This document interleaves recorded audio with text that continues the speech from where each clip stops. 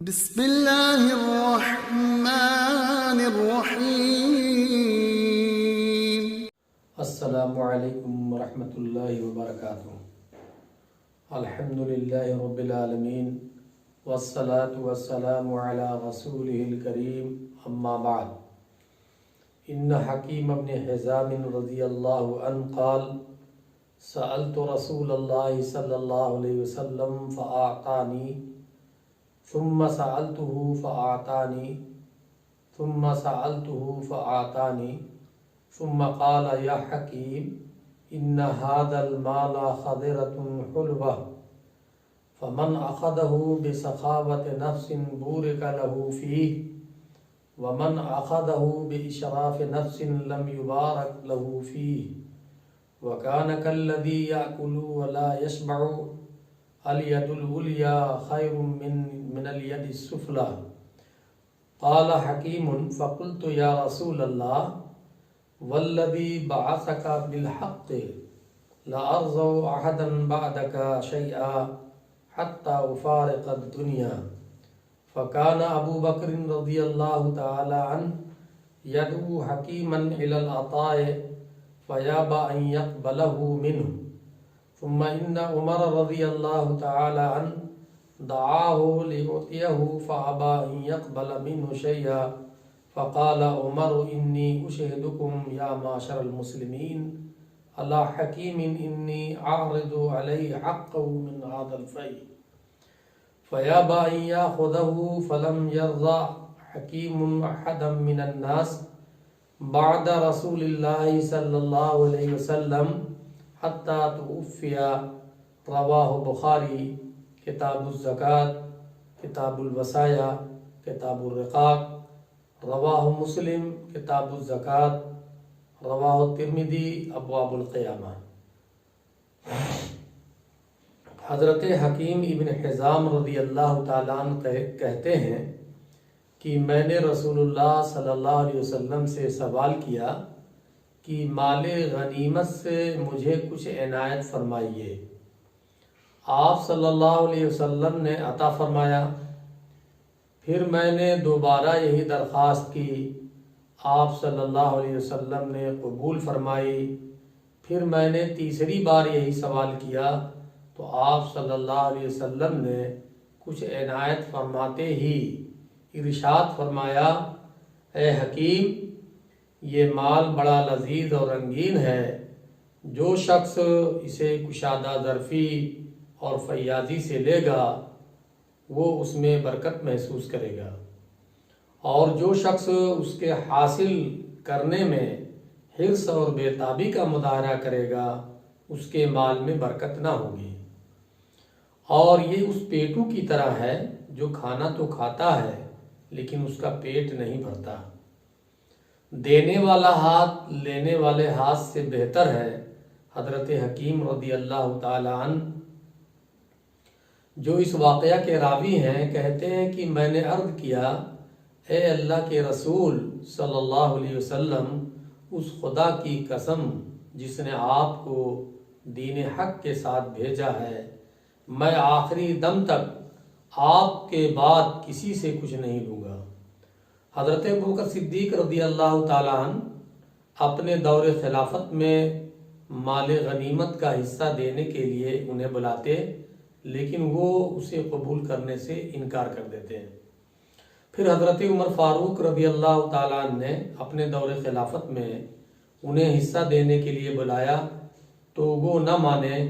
سیدنا حضرت عمر رضی اللہ تعالیٰ عنہ نے فرمایا، مسلمانوں، میں اس سے کہتا ہوں کہ تم مجھ سے اپنا وہ حق وصول کرو جو اللہ نے مال غنیمت سے تمہارے لیے مقرر کیا ہے، لیکن یہ نہیں مانتا۔ غرضے کی حکیم رضی اللہ تعالیٰ عنہ نے نبی صلی اللہ علیہ وسلم کے بعد کسی سے کچھ نہیں مانگا یہاں تک کہ ان کی وفات ہو گئی۔ معزز سامعین اور ناظرین کرام، ابھی میں نے آپ کے سامنے بخاری، مسلم اور ترمذی میں کی یہ روایت میں نے پیش کی ہے جو تینوں حدیث کی کتابوں میں آئی ہوئی ہے۔ آج کی حدیث تھوڑا طویل ہے، لمبی ہے، اس کا ترجمہ بھی میں نے پیش کیا، آپ حضرات نے سماعت فرمایا۔ مال کی محبت انسان کو حریص بنا دیتی ہے، وہ زیادہ سے زیادہ مال جمع کرنے کی کوشش کرتا ہے۔ یعنی جو حریص آدمی ہوتا ہے، لالچی آدمی، وہ یہ چاہتا ہے کہ زیادہ سے زیادہ مال میرے پاس اکٹھا ہو جائے، اور اسے بار بار گنتا ہے اور سمجھتا ہے کہ ہمیشہ اس کے پاس رہے گا۔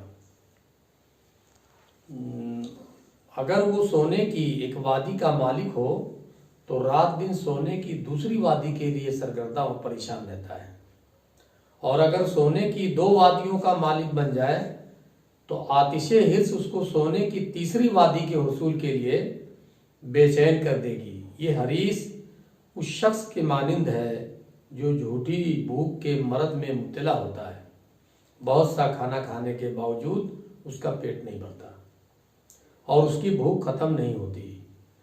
لالچ اور بخل اور کنجوسی مال و دولت کے پجاری کو زیادہ سے زیادہ جائیداد بنانے پر اکساتا رہتا ہے۔ اس کے حرص و طمع کی کوئی ایسی حد مقرر نہیں جہاں پہنچ کر وہ کہہ دے جی اب یہ کافی ہے، الا یہ کہ موت کا فرشتہ اسے قبر کی آغوش میں پہنچا دے۔ اس کے برعکس جس کے دل میں مال کی محبت نہ ہو، اللہ تعالیٰ اسے سکون اور اطمینان کی نعمت عطا فرماتا ہے اور اس کے مال میں حیرت انگیز برکت دیتا ہے۔ حضور صلی اللہ علیہ وسلم کے ارشاد گرامی کو سننے کے بعد حکیم ابن حزام رضی اللہ تعالیٰ عنہ نے نہ تو پھر کبھی آپ سے سوال کیا اور نہ کبھی خلفائے راشدین سے ان کی پیشکش اور اصرار کے باوجود مال غنیمت میں سے اپنا حصہ لینا پسند کیا۔ اللہ تعالیٰ نے ان کے مال میں ایسی برکت دی کہ وہ اپنی وفات کے وقت تک قریش کے سب سے زیادہ مالدار آدمی تھے۔ تو یہ حدیث ہمیں بتاتی ہے کہ حرص و طمع اور بخالت اور کنجوسی یہ بہت اچھی چیز نہیں ہے۔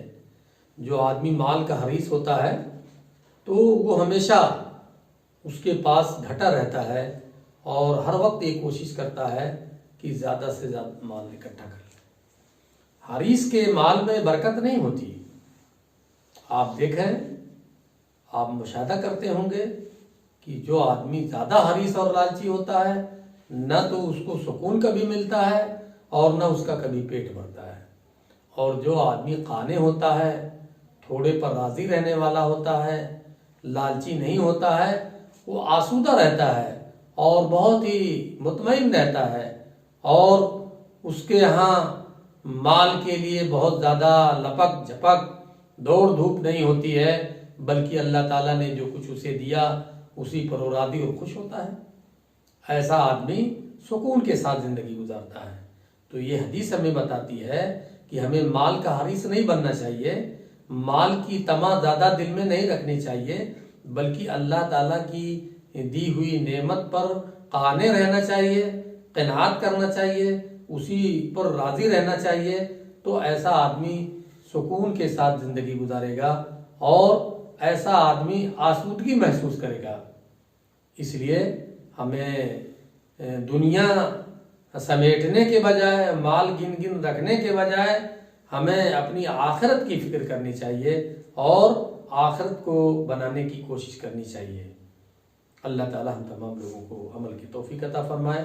وآخر دعوانا الحمدللہ۔